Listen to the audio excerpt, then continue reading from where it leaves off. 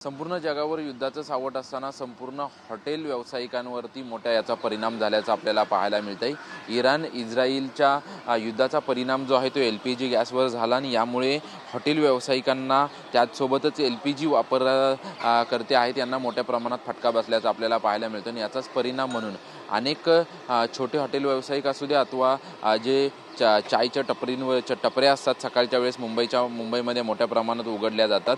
या टपऱ्यांवरती LPG गॅसच्या ऐवजी स्टोव्ह आणि केरोसिनचा वापर जो आहे तो मोठ्या प्रमाणात होत असल्याचं आपल्याला पाहायला मिळतं। मी सध्या बॅलड पियर या परिसरामध्ये आहे। बॅलड पियर परिसरामध्ये सकाळच्या वेळेस मोठ्या प्रमाणात नागरिकांची गर्दी असते आणि सकाळच्या वेळेस अनेक जण जे आहे ते चहाला प्राधान्य त्यासोबतच नाश्त्याला प्राधान्य देत असताना आपल्याला पाहायला मिळतात।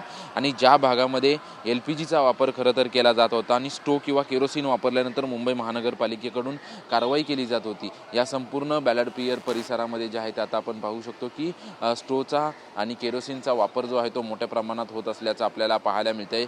संपूर्ण महाराष्ट्रामध्ये संपूर्ण मुंबईमध्ये जर आपण पाहिलं तर मोठ्या प्रमाणात गॅसचा तुटवडा जो आहे तो तुटवडा निर्माण झालेला आहे आणि विशेष करून सकाळच्या वेळेस बॅलड पियर परिसरामध्ये जे आहे ते मोठ्या प्रमाणात नागरिकांची गर्दी दिसते आणि या ठिकाणी दर दिवशी ज्या पद्धतीने LPGचे गॅस वापरले जात होते त्या ठिकाणी आता स्टोव्ह आणि केरोसिनचा पर्यायी वापर जो आहे तो या छोट्या व्यावसायिकांकडून केला जात असल्याचं आपल्याला पाहायला मिळत आहे।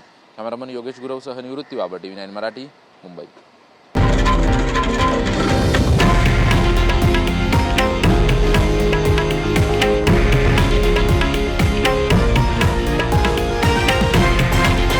हे आहे देशातील नंबर 1 न्यूज नेटवर्क आणि आपण पाहत आहात TV9 मराठी, एकमेव।